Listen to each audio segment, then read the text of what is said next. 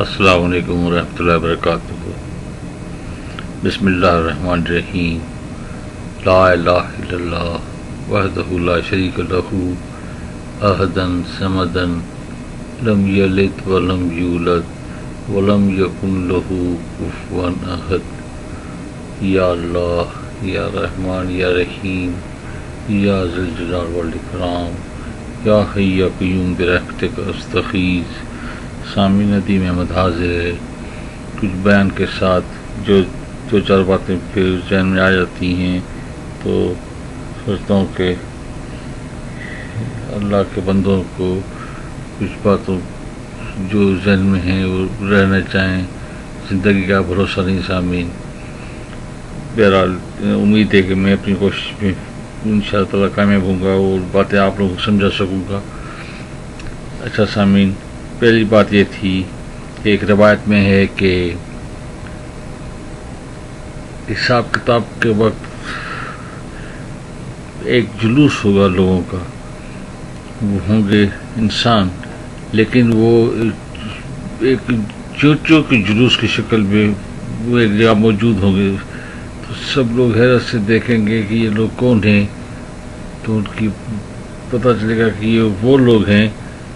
جو تکبر کیا کرتے تھے، اور آج یہ چونٹی جتنے ہیں زمین میں، اور وہ موجود ہے اپنے حساب کتاب کے دیے، لیکن اتنے ہی چھوٹے جتنا وہ تکبر کرتے تھے اتنے چھوٹے آج اللہ تعالیٰ نے ان کو کر دیا ہے۔ تو سامعین دیکھیں، تکبر ایسی چیز ہے سامعین جو پاک پروردگار کو سخت نفرت ہے تکبر سے۔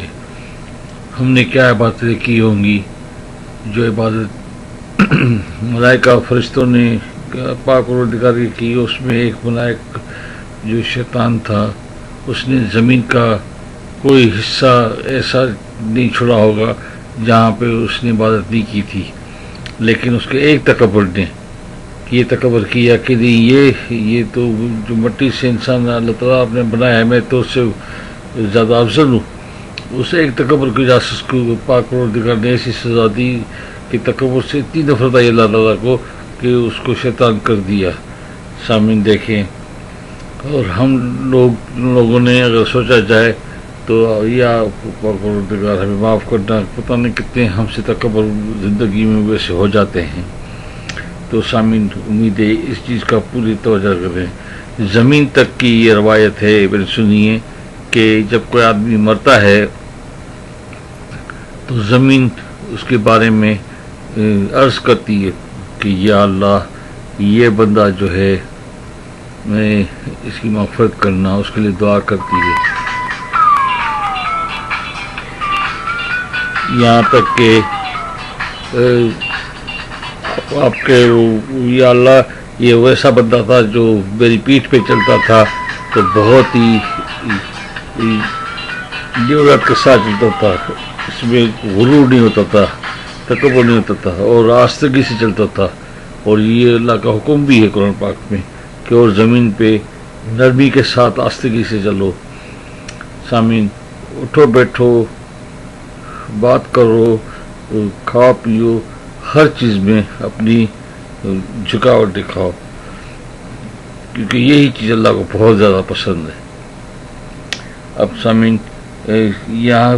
کے زمین جو کوئی انسان ایسا مر جاتا ہے اس کے بارے میں زمین پھر یہ دعا دیتی ہے کہ یا پاک پروردگار کہ اچھا ہوا یہ شخص مر گیا، یہ میری پیٹھ پہ بہت طریقے سے چلتا تھا، یہاں تک کہ یہ بازار میں چلتا تھا تو اس کی آنکھیں ہمیشہ یعنی کہ اس طرح سے ایک قسم کی اس کی آنکھوں میں کوئی تمیز نہیں ہوتی تھی، اور گناہ آنکھوں سے بھی گناہ کرتا تھا، لوگوں کو دیکھنا یا اس طرح سے کرنا، اور یہ کہ اچھا ہوا مر گیا اور اس شخص سے مجھے تکلیف سے مجھے چھٹکارا ملا، زمین تو یہ تک کہتی ہے۔ دیکھیں سامعین، اب یہ کہ سامعین جہاں تک کہ میری بات سمجھ میں آ رہی تھی کہ پاک پروردگار ہم سب لوگوں توفیق عطا فرمائے، ہمیں بچائے، اللہ تعالیٰ ہم پہ رحم کرنا۔ اچھا سامعین، دوسری بات یہ تھی کہ میں آپ کو ایک مثال دینا چاہتا تھا کہ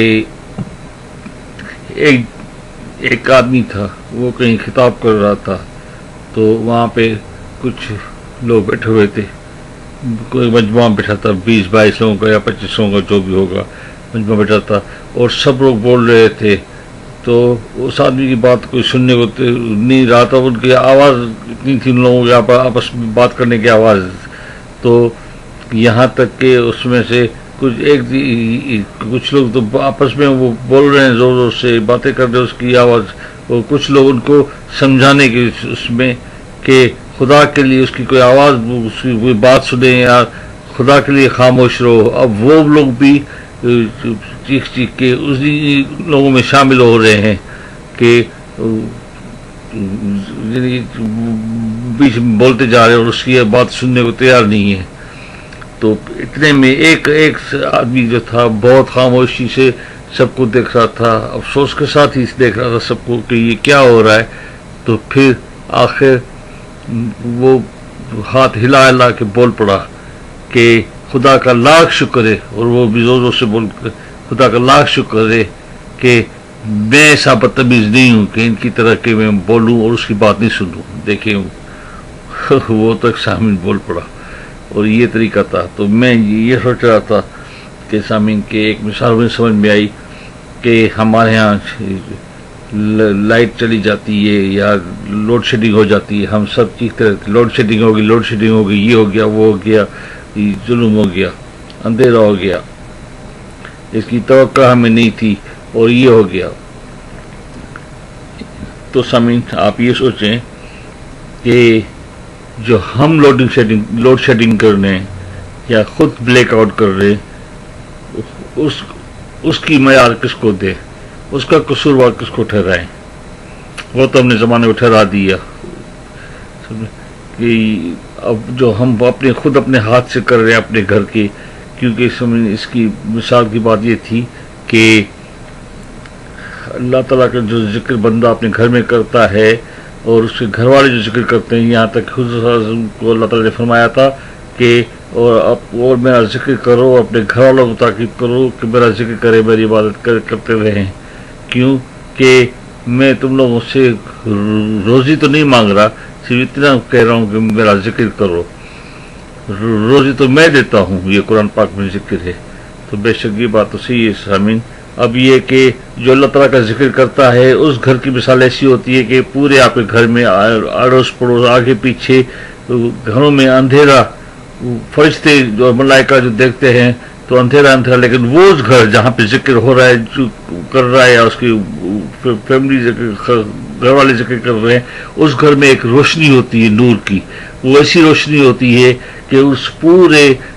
چاروں طرف تاریکی میں وہ گھر روشن ہوتا ہے۔ تو فرشتے اور سب ملائکہ یہ سب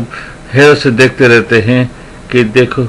کہ اس گھر میں اللہ تعالیٰ کا ذکر ہو رہا ہے۔ تو سامعین اب اس اندھیرے کا تو ہمارے ہاتھ میں ہے نا